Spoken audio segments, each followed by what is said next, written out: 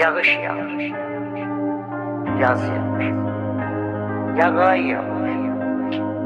Yağcınan sen, sana əfsən, sana ağır, yağay yağır. Yağış yağır, yenə məni aparır o illərə. Barışıb yağışa yanağıva süzülən bilmənəm. Silirəm tozunu, baxıram köhnə şəkillərə. Heç olmasa gəl bu şəkillərdə gülmənəm. Yağış yağır, yenə məni aparır o illərə. Qarışıb yağışa yanağıva süzülən bilmənəm. Silirəm tozunu, baxıram köhnə şəkillərə. Heç olmasa gəl bu şəkillərdə gülmənəm. Gəl soyuq havada əllərini buz bağlasa.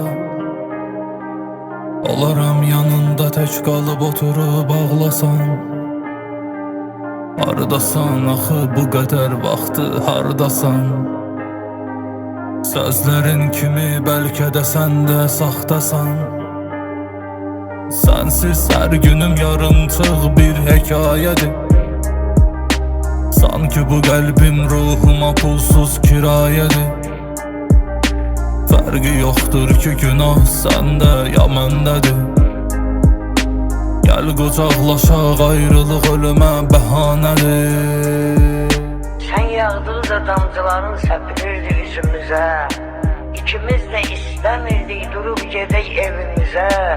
Qorxurduq ki durub getsək, xələl gələr sevgimizə. Yağış yağır, yenə məni aparır o illərə. Qarışıb yağışa yanağıva süzülən bilmənəm. Silirəm tozunu, baxıram köhnə şəkillərə. Heç olmasa gəl bu şəkillərdə